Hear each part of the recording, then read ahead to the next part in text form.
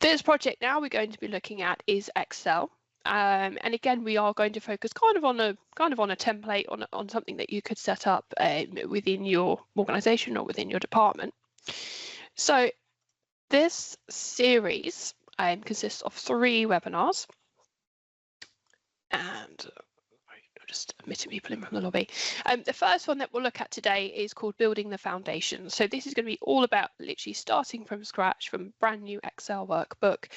We'll talk about what we're going to do, what our aims are for the workbook, and we're going to look at the different things that we can do to help make that workbook really user-friendly for other individuals.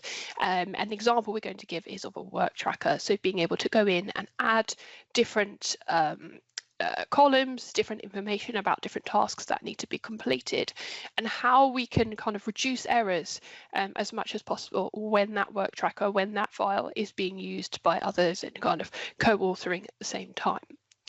The second session, which is in a couple of weeks' time, is going to be around adding functions and analysis.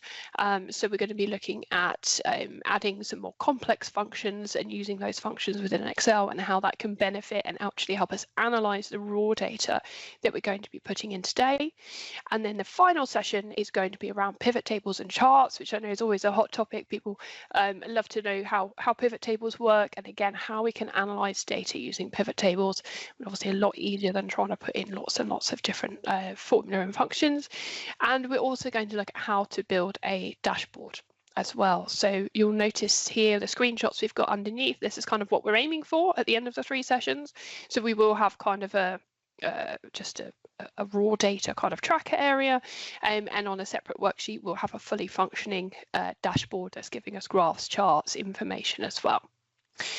We are using the example of a work tracker. However, if that's not something that you're looking to do or something that you're interested in, that is absolutely fine.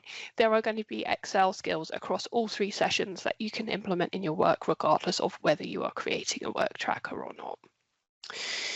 So first thing we'll look at today is, if we are focusing on that particular example of using a work tracker or a dashboard, what the purpose and what the objectives of that are, what are the advantages, what are the drawbacks. And then once we get started on the live demo, we will first have a look, nice and simple, going in and adding some worksheets to our workbook. And we're also going to look at setting something called the theme of the workbook as well. So the theme colors, and if we want to, any fonts. Doing that at the beginning means that when we start adding graphics and adding things like fill colors to our cells, charts and so on, that it's going to be easier to use those theme colors that we've set up.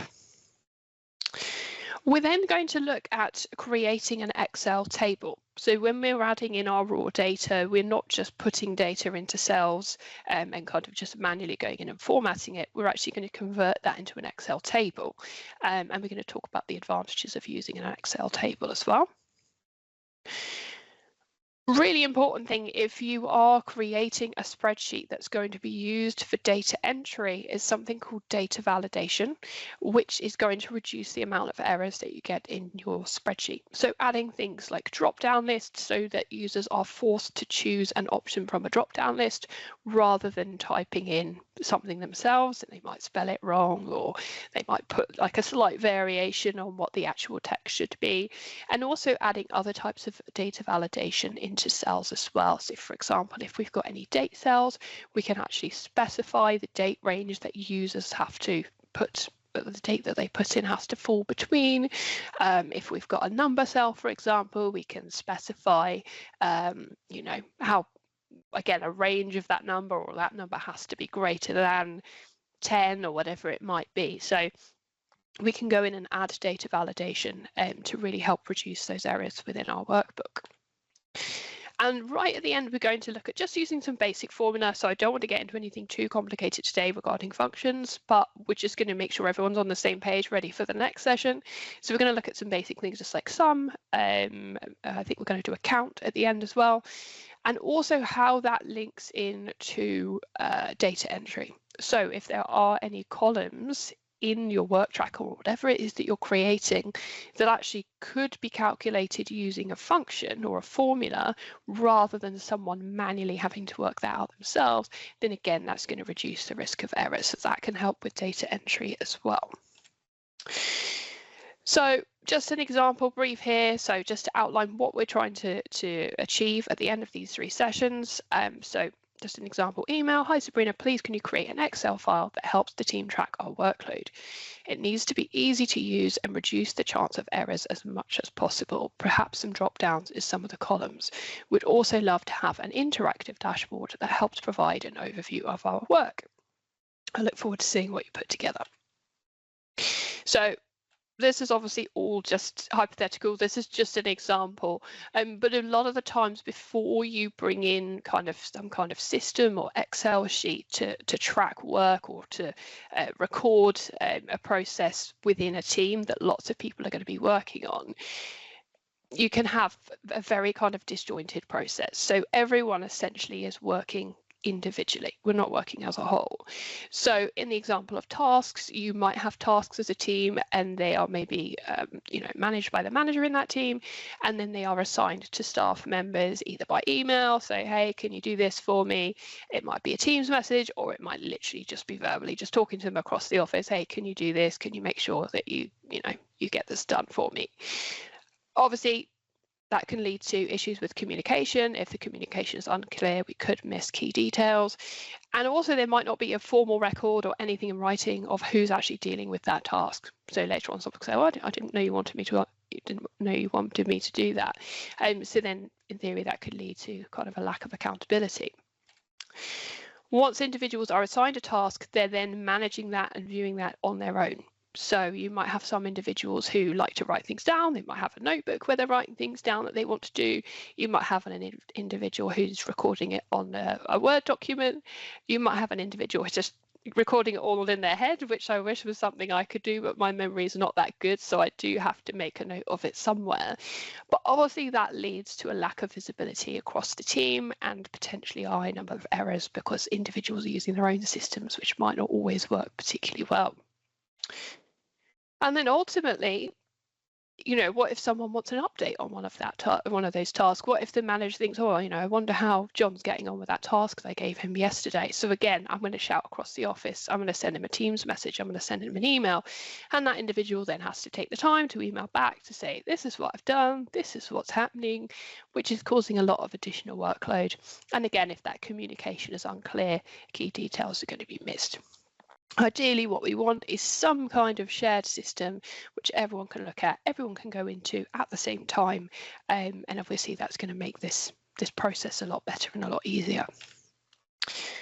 So creating a work tracker in Excel, should we introduce an Excel-based system to track workload? There are lots of advantages over the process that I've just gone through. So flexibility in design. If things change, if we need to add an extra column, if we need to add an additional person, if someone joins or leaves our team, very, very quick and easy to go in and change that workbook. It supports automation and accuracy. So like I mentioned a little bit earlier on, the idea that we can use data validation, we can have tables, we can put functions, formulas in there if needed, which are going to help reduce the number of errors. It's great for dashboards and visual reporting. It's easy, quick to build and amend. Like we are going to do this over the course of the 3 sessions with me talking in between. So obviously if you were to go away and do it on your own, you could get it done fairly quickly. It's easy to use, and we are going to work over the next few sessions to make our workbook as easy to use as possible. There's no point setting up an Excel workbook that someone who's not particularly confident with Excel is going to open it and panic and think, I can't do this, I don't want to use it. So we need to make it really, really user-friendly. It's cost effective. So if you're looking at Excel versus, a different system or a different application that may require licenses and things like that, then obviously Excel a lot of the time is going to be the most cost effective option. There are downsides. So I'm certainly not telling you, you should just do this in Excel. This is the best option. There are still going to be, potential errors. There's still a risk of human error. Scalability. So if you are dealing with a larger team, like when we're looking at Excel and co-authoring, which we'll talk about more in the final session, absolutely we can have multiple people in the same workbook at one time. But if you are looking at a really, really large team and potentially people going into, the workbook all at the same time, and trying to edit the same cell at the same time, then that could potentially throw up issues.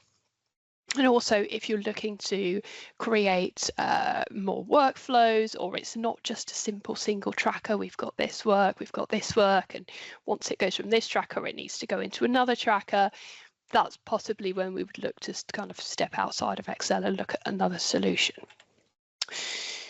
Maintenance, so it does require maintenance when you're working in Excel. So like I said, it is, if you've got someone who knows the system and who knows how to edit the Excel workbook, perhaps the person that set it up, hopefully it's going to be quite straightforward, but it is something that is going to need to be maintained, as any changes need to be made.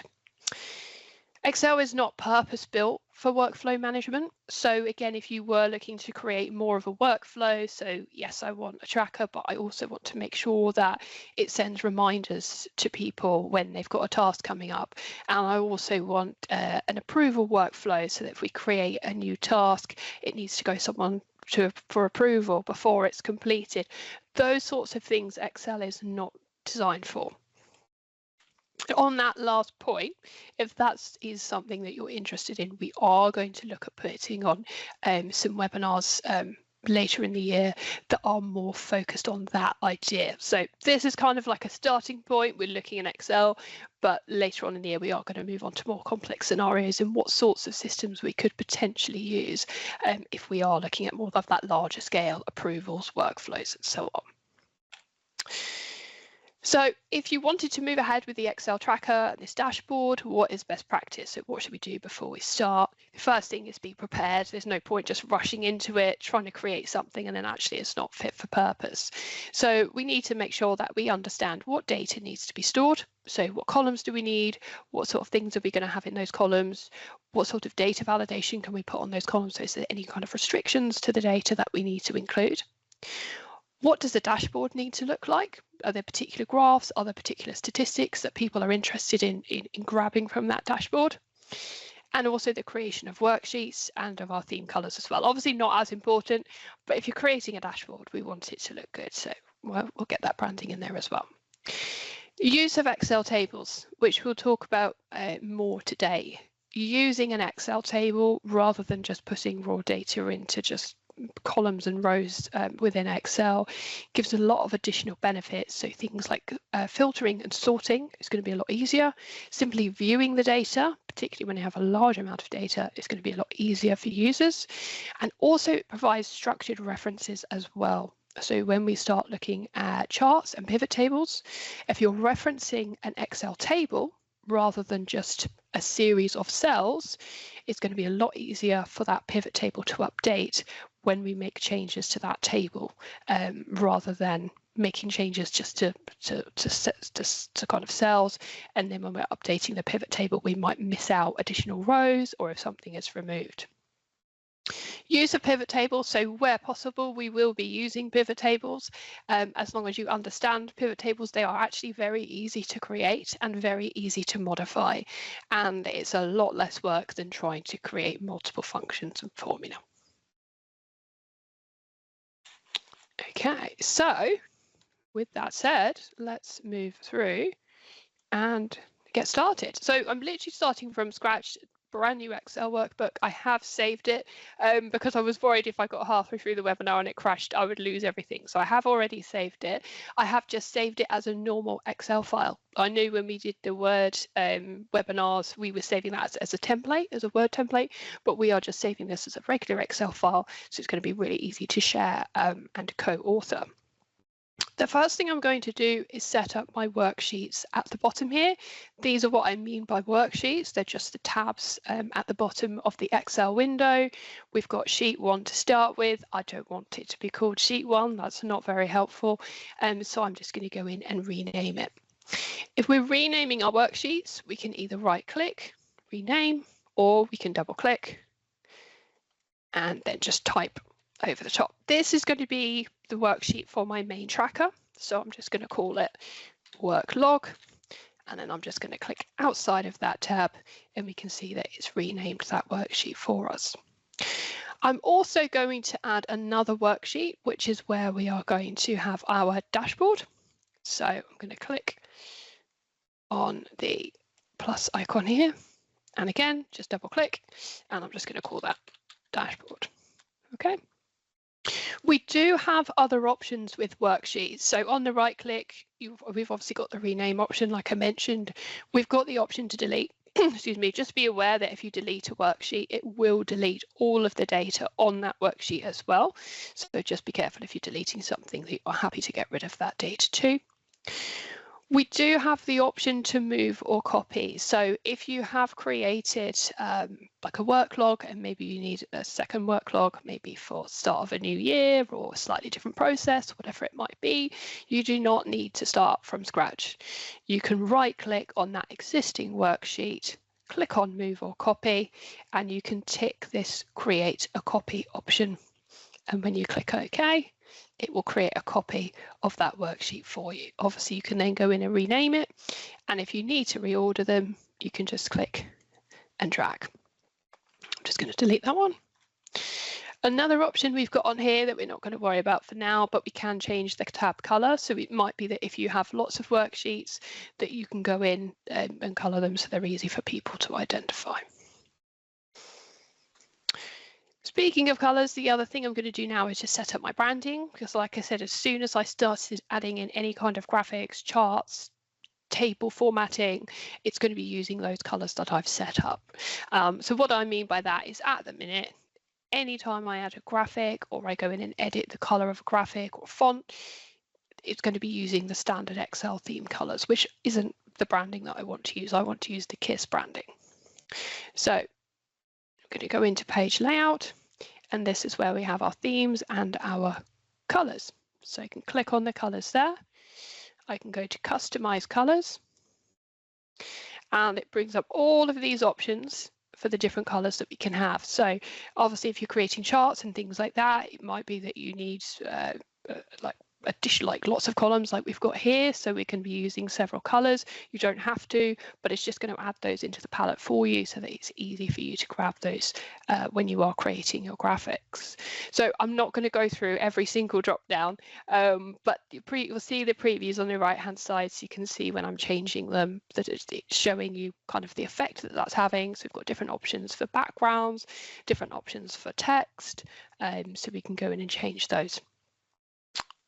If you're looking to set up your exact theme color, your branding color, so the KISS purple, for example, we would be coming down to more colors at the bottom.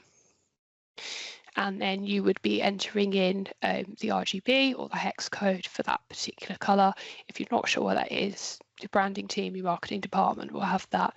And then when you click OK, it will pop that into that field. I'm going to use one I made earlier because when you save it, it will appear at the top here. So KISS colors, so it'll look like that. Okay. If you would like a specific font as well, you can go into fonts and you can choose the fonts that you want to use within your workbook. You can also, this might not be something that you're interested in, but you can also choose the effects as well. So if you are creating anything like charts or smart art, it would set the default kind of style for those, the effects, like the 3D effects. Once you set those up, you can go into themes and you can choose to save your current theme. So what that will do is it will save the colors, the fonts, and the effects that you've chosen. You just need to give it a name and then save it at the bottom there. And then that will save it as a theme. So that will be available in future workbooks as well. So that's another benefit of setting this up, is you will be able to use it in future files. It's not just this one. So you can see one I created before. But that's there to apply to this workbook. And then any graphics we create, we'll be using those. Okay, so let's start creating our tracker tables that we'll be using. I am going to leave a little bit of space at the top, kind of couple of rows. I'm not going to start my table right at the top, because I think what I'll probably add at some point is like a title, maybe a little bit of a blurb for people so they can read it and understand what they need to do. So I'm going to just start on the third row, or third third row, and go in and start adding my column headers. Now, this is something, like I said earlier, we would have just already worked out, already discussed with the team. We're going to make sure that we have an ID number for each task, because that's just going to allow us to give us that unique reference number essentially for each item. We're going to have the name of the task. We're going to have a description as well. We're going to have a work type, the type of work, which will just allow us to categorize, and that's going to help us with filtering, and it's also going to help us with reporting as well. I want to include a priority, so whether something is low, medium or high priority. I also want to include a status, so whether something is not yet started, in progress or completed. I want to add who the task has been assigned to, and I want to add a start date, a due date, and I also want to calculate the days remaining. So I want to calculate, you know, have we got 2 days left on this? Have we got 1 day left? Is it overdue? If it is completed, the date we completed it on, the estimated number of hours I think it's going to take to complete the task, and the actual hours it took to complete the task. And again, we can use that for reporting a bit later on. And I also just want to add a general comments column as well, so people want to go in and add comments and notes, and they can. Okay, so this is what I'm starting with. I'm just going to make sure that I'm going in, excuse me, I'm selecting these columns, and I'm just auto expanding them, because if you see, like, some of them have gone out of space. So what I'll do is I'll just hover between any of the columns here until I get that cursor with the line and the 2 arrows coming out, and I'm just going to double click, and what that will do is it will just make sure that each of those columns fit the text that's inside it. We can obviously make those larger a bit later on, because some of these are going to add comments and descriptions in and so on. It's also a good idea to go in and format your headers. So one option for this would be to go in and select your headers, and your format option for these are in the Home tab. So we can go in, maybe apply bold. We can go in and apply our colors. Notice now we've got our theme colors, yeah? So straight away I've got easy access to that Kiss Purple, rather than having to go in and manually find out or edit that every single time. So we could apply maybe a Kiss Purple, we could maybe change the font color, okay? And we can go in and edit it like that. However, if you are going to be formatting your data as a table, which I would highly recommend, we will be able to use the table formatting that's set up within Excel for us. And that will apply formatting to the headers for us. So we won't need to go in and do it manually. So what I'm going to do instead is I'm going to select my header row. And I'm also going to select one row underneath. And I'm going to go to Insert, and then I'm going to click Table. So keyboard shortcut is Control and T. When I click on Table, it's confirming where the data is. So it is this data here, the header, and then we're just going to have one empty row just ready for us when we get started. We also need to make sure that we've ticked My Table Has Headers. And what that means is Excel will treat the first row of that data as the header row. Okay, and that's going to be really important when we're scrolling down, when we're referencing our table. If you don't tick that, it will add an additional row for you, and it will just name it automatically, which we don't want. So we'll tick My Table Has Headers and click OK. All right. We've noticed straight away the formatting's changed. Don't panic if you don't like the colours, or you think, oh, I don't really want my data to look like that. We can go in and change the formatting. It's added an additional tab here in the ribbon called Table Design. So that's only going to appear when we have a cell or multiple cells in our table selected. So as soon as I click outside of my table, that Table Design ribbon has gone. Okay, so I'll click back, Table Design. And this is going to give us all of the options we have for our table. And if you look at these, you might start noticing some of the advantages that are going to be given to us simply by using a table rather than just a series of columns and rows. The first one is this table style. So this is your formatting. So I'll just click that drop down on the right side. It is giving you options depending on your theme colours, which is why I've got the purple, I've got the grey. If you're really not a fan of colours and shading and things like that, you can just choose the first option, which is just none. I think I'll choose something like that. It's a bit of formatting, but not too over the top. The other thing you'll notice next to each of the column headers is these drop downs, and you may have seen those drop down arrows before if you've ever added filters to your data, which is normally done over here if you don't have a table. And those will allow us to really easily sort and filter our data, which we'll do a bit later on in the session. So that's another advantage of using those tables, is it's added those sort and filter drop downs for us automatically rather than having to do those ourselves. These here are just more formatting options. So by ticking an option, it means that that particular item will be formatted differently to the rest of the data. So for example, with header row ticked, we've got that different formatting as the header. If I untick that, it takes away that header formatting. Same with things like the first column. If I tick that, the data in the first column will appear bold. So you can play around with those once you've got your data in, and you can see the effect that they have. Slices we'll look at again a bit later on. That's going to be to do with filtering, and again it's going to make that filtering really, really user friendly for other people that are working on our workbook. We've got a really easy button to summarize with a pivot table, which we'll look at another day.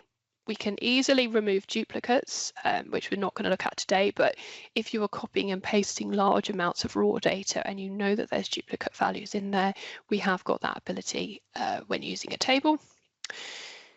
Convert to range will just convert the table back to a normal Excel range. So essentially, it will take away that table functionality and you will lose this ribbon here. We can also rename our table, and I am going to do that now because when we're referencing our table later on for things like charts, pivot tables, and particularly if you have multiple tables within your workbook, it's going to be really important that those are named correctly so we know which table we're referring to and it's not just table 1, table 2, table 3. So I'm going to call this tracker table. There we go. We can resize our table as well, so that's just going to take us back to this dialog box here, and it would allow us to resize the table, make it larger or smaller. A lot of the time when you're working on a table, it will resize automatically. So we'll see in a minute when I start adding rows, it will resize. Also when you add columns as well, it should automatically resize, and we can see it has because it's applied that formatting. Excuse me, but if at any point you notice that actually that's not part of the table anymore or that formatting isn't there, we can always go in and click that resize button, even if it's to check that that column or row that you've added is included. So what I'm going to do now is start adding in some data.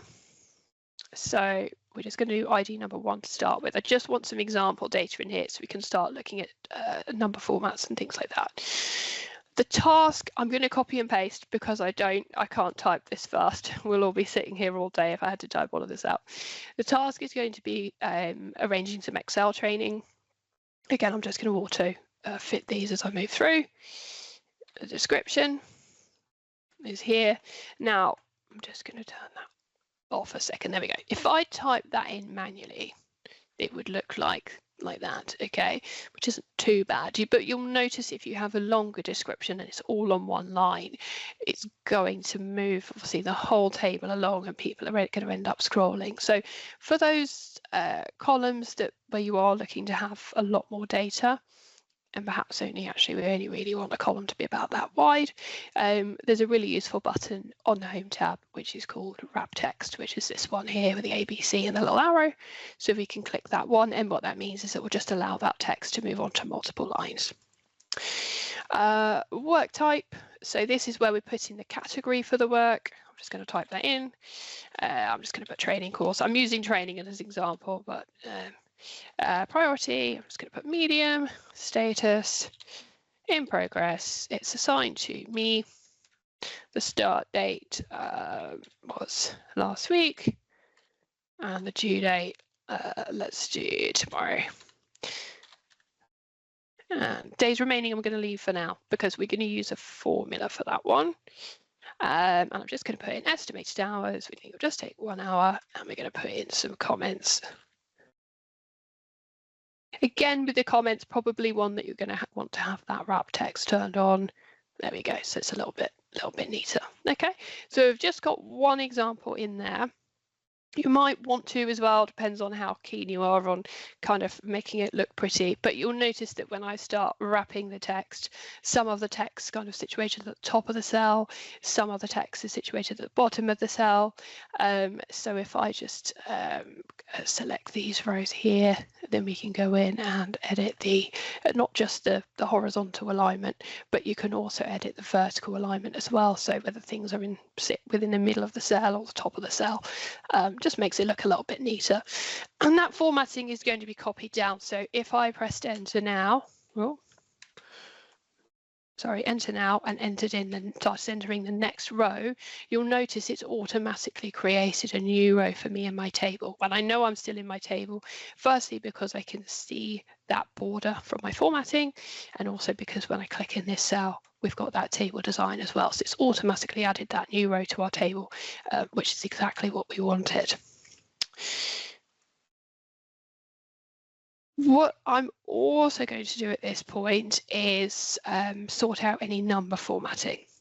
So if we've got something in here that's not text, so it's maybe a number, it's an amount like a currency, or it's a date, our number formats need to be correct so that when individuals are entering that in, it's being treated as that item and it's going to be formatted correctly. So I'm just going to get rid of this extra line here. I'm just going to work on one line for now. So with your dates, this is how I typed it in here. Obviously, different people might type dates slightly differently, but by making sure that this is set to the correct format, however you want it, short date, long date, then that means it will be formatted in that way. It's already formatted as a date just because it's picked up of what I've put in there, but if you hadn't put any text in there or you wanted it to look slightly differently, we can go in and select the date format. Again, that's will be copied down onto any new rows. You've also got options for things like currencies. I don't have any currency in my table at the moment, but that's just going to make sure again that you've always got that pound sign in there. Otherwise, if we're just formatting it as text and some people are adding a pound sign and some people aren't, it's going to look messy. It also ensures that we have the decimal places in there if that's something that you want. So making sure that your number formats are there are really important. If there's any kind of format that you're looking for that isn't listed, so maybe for example I wanted my dates to be 13/04/26 rather than 2026, we can't see that option here. We can go into more number formats and we've got lots of additional options here. So we've got that option. There's even a custom area so you can actually type in exactly like day, dot, for example, month, dot, year, however you wanted it to look.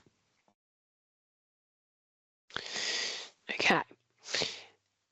The other thing I'm going to do now before I add in any more raw data is I'm going to start adding in that data validation. And the first type of data validation I'm going to add is some drop down boxes, because as you probably noticed, things like work type, things like priority, things like status, who it's assigned to, we only want users to have a set choice of options. We don't want people to start putting in different things. Someone might misspell it or make up their own category that we don't want, particularly when we're going to be doing reporting and things like that. Now, our data validation is located in our data tab, and it's this one here with the little tick and the kind of no entry sign, and when I hover over it, it says data validation. So what I'll need to do is to select the cells that we're going to be applying that data validation to. So let's do work type to start with. So I'm going to delete what's in that cell because we're going to use that drop down instead. So I've selected that cell. We'll click on data validation. And here we have our data validation settings. Now, at the minute, there's no data validation applied, so we are allowing any value. Someone can come in and put any value into that cell and it would be absolutely fine.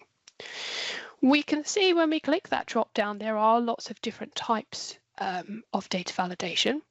And if we're looking for a drop down list, we need to click list.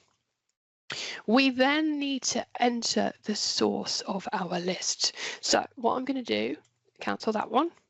I'm going to add a new worksheet, and I'm just going to name it lookups. And in here, I am going to record the options for my drop-down lists. And later on, when we've finished editing it, we can hide that sheet. So normal users won't be able to see this worksheet. It will be hidden. So I'm going to put at the top here, what did I call it? Work type, just so I know what this drop-down list is for. And then I'm going to put the options. So we're going to have training course. We're going to have user guide, videos, training admin. Okay, so I'll go back to my work log.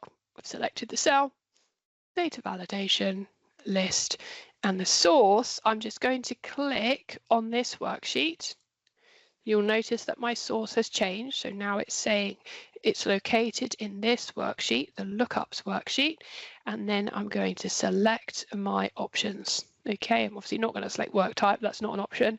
I'm just going to select these 4 cells here, A2 to A5. I'll click OK, and that has now created a drop down. Okay, so click on that drop down, and we can go and select an option from the list. Okay, we'll do one more just so we can go through it again. So we'll do priority, priority, low, medium, high, and then we'll select that one. Data validation, it's a list, and then in the source, we're clicking on the sheet and then selecting the options and clicking OK. All right, and we can select it from there. Now, a couple of things here, a couple of questions people might have. What if we want the options to change? Okay, that's absolutely fine. If we need to add a new option, we can go back to here. We can type in a new option. I can't think of one now. We can go back to our data validation and we can change that reference. Okay, we can do that, and now we've got that extra option in there. Okay.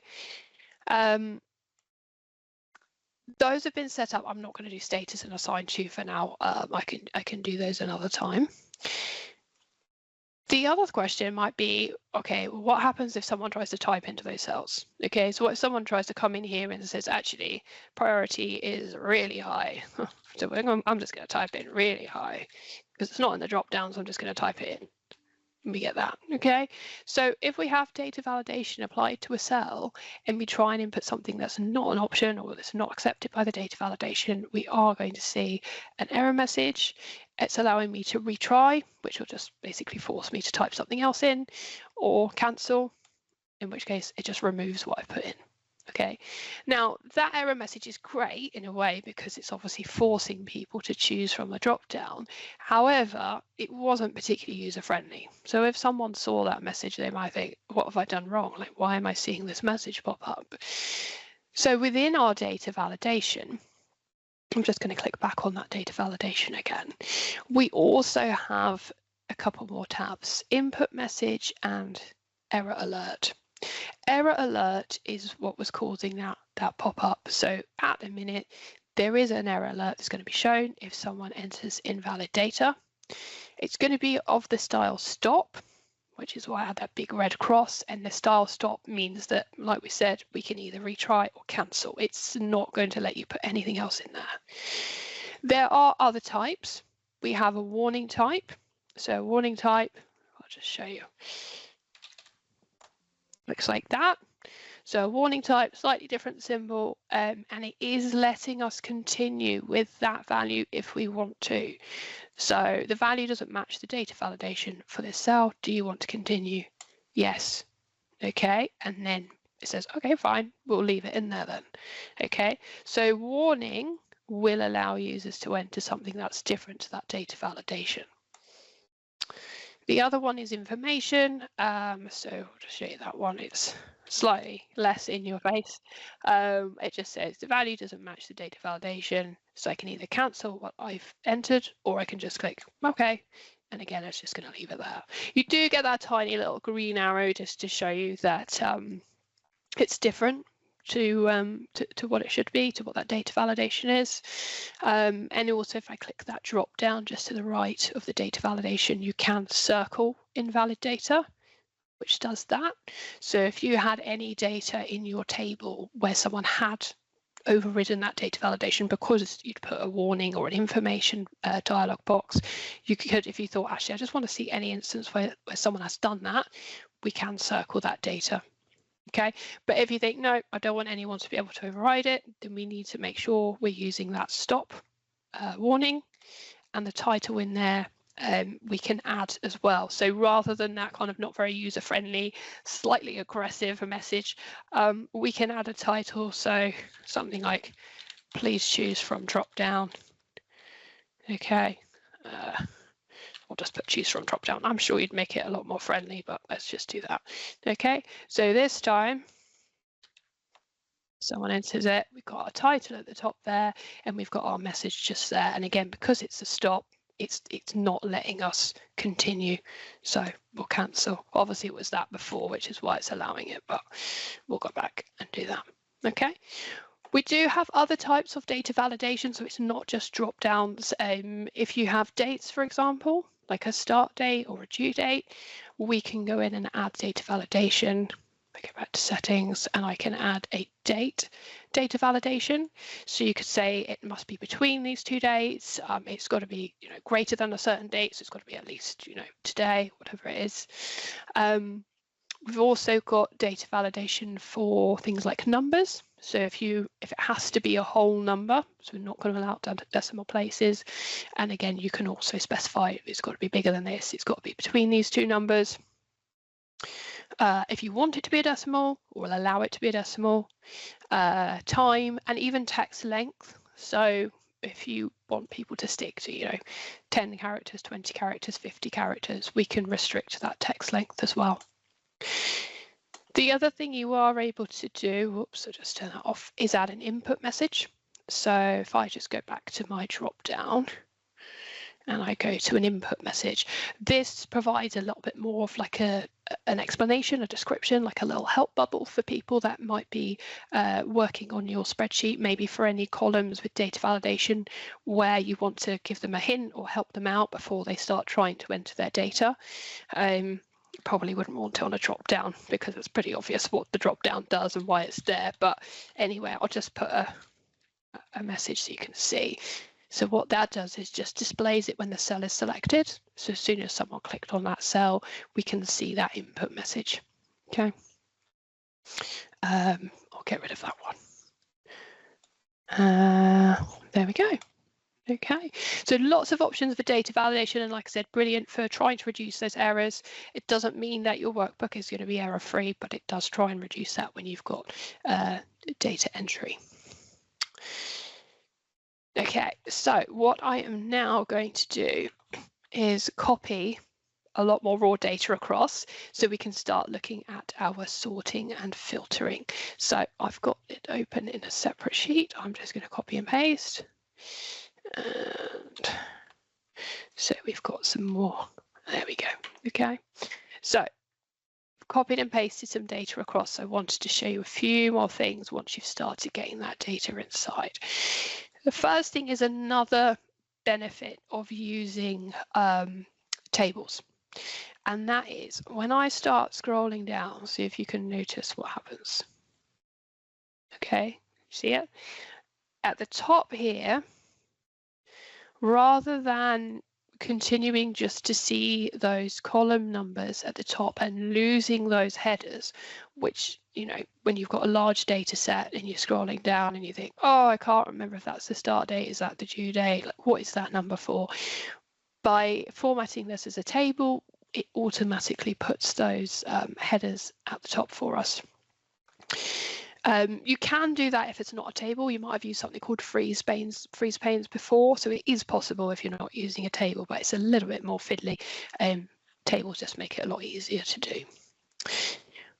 We can also start using our sorting and filtering now as well. So if I wanted to filter by priority, for example, we can use that drop down and we can go in and maybe say, just show me all of the tasks which are high priority, and it filters it for us. We can apply multiple filters, so we can move across maybe say work type. So just show me all of those which are training courses. Click OK, and we can apply multiple filters at the same time, and we can remove those by using the clear filter option. We can also sort, so maybe for a task we can use that same drop down to sort, so A to Z or Z to A. When you're sorting, the type of sort depends on the data. So because I was sorting text, it's A to Z. If I went in and sorted dates, it's going to be oldest to newest, newest to oldest. And again, it's because of those number formats and because Excel is recognizing those cells as dates. If you're allowing people to put in different text, and someone's typed Wednesday the 1st of January and someone else has put 1/1/26, people formatted it all differently, and Excel thinks, I don't know what this is, this looks like text, I'm just going to say you can sort it A to Z. It's not going to give you those options that are relevant to your data. So that's another advantage of getting that number formatting sorted out earlier on. Filtering things like numbers and dates is a little bit different to text. Obviously with text we have those nice easy tick boxes that we can go in and use, but if you're filtering something like a date, and so maybe I wanted to see anything that's due this week, we can use that drop down. And yes, I still have those tick boxes, but it's going to be a little bit more fiddly for me to open things up and say, oh, actually, let's just do that one. And obviously, if any of our data changes, I'd have to come back and edit those tick boxes again. So that's not ideal. So if you are filtering dates or numbers, you can look at the date filters or say number filters if it's a number column, and we've got all of these in here, so before or between certain dates, but you've also got these more dynamic ones as well, so show me everything this week, next week, last week, and that will update as your dates change and as today's date change. If that makes sense, if I open it next week, then obviously the information shown and filtered is going to be slightly different, so those are really, really useful. Let's get rid of that one. Same with the numbers. So we've got number filters, so equals, greater than. You've also can show those at above average or below average. You do have additional filters for text as well. So it might be that you want text that contains a particular word or does not contain a particular word. So those are possible too.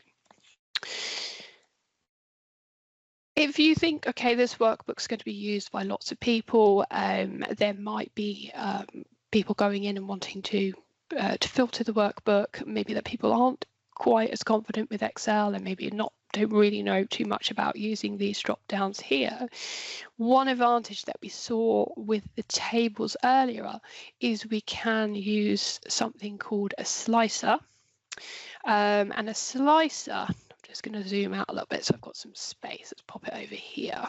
It'll allow us to add like a more user-friendly way of filtering.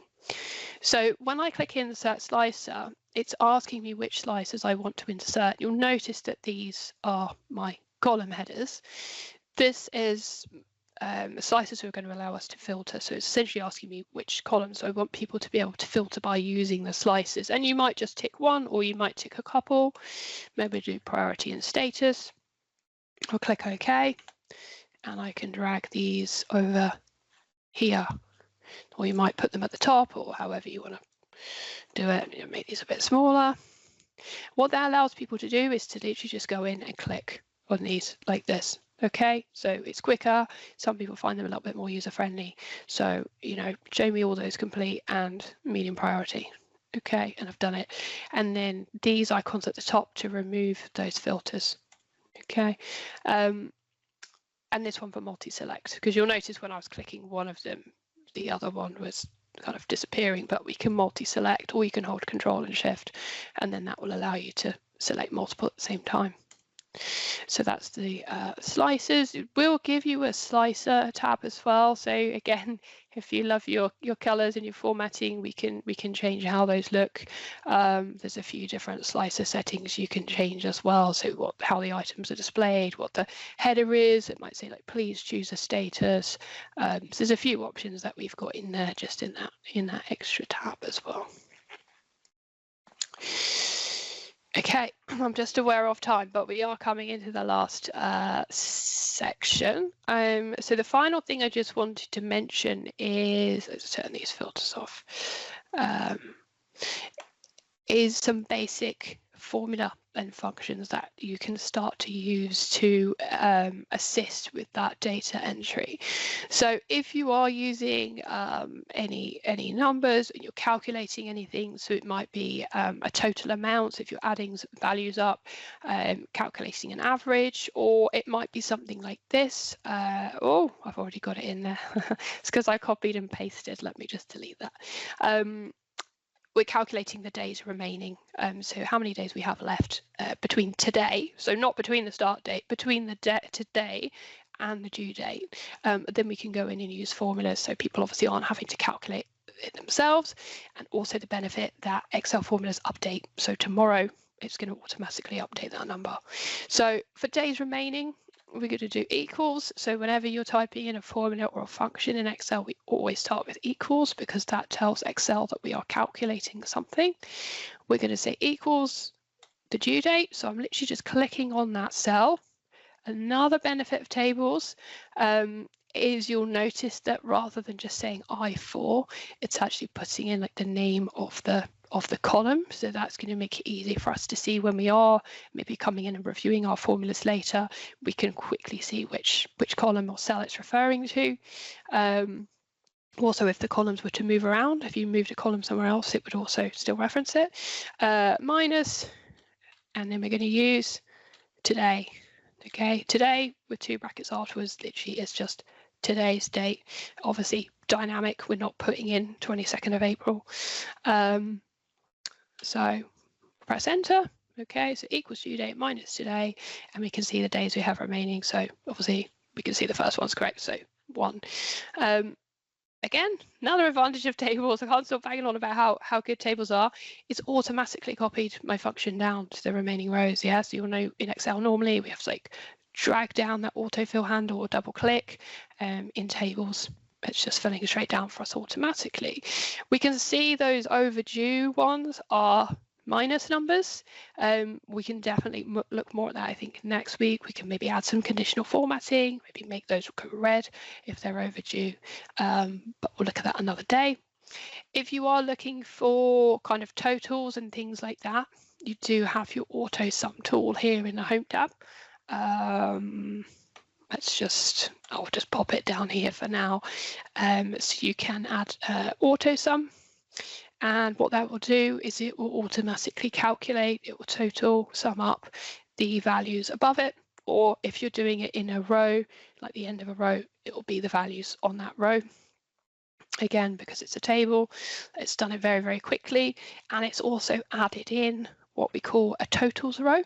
It's formatted it in bold, and it's given me a drop down which allows me to change that function to a different function if I wanted to. So rather than sum, we might want the average, we might want to count the maximum highest number, the smallest number, so we can easily change that from there.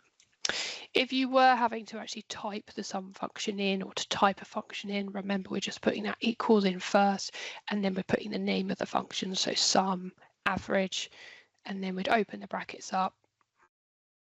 I'm just trying to show you an example. If that going to show in there.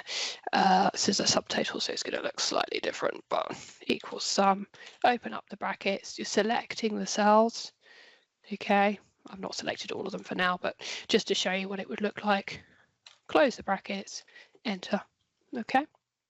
So yeah, any time for your data entry that you think actually this is a calculation that I don't want people to have to do themselves, we can go in and add that. Let's get rid of that right there. We can go in and add that for them. Okay. We are going to look at more functions next week. So we're going to be doing some more analysis and things like that. Okay, so hopefully that's been useful. And like I said, even if you're not looking to set up a tracker, hopefully some of those skills you'll be able to apply to Excel workbooks. Are there any questions?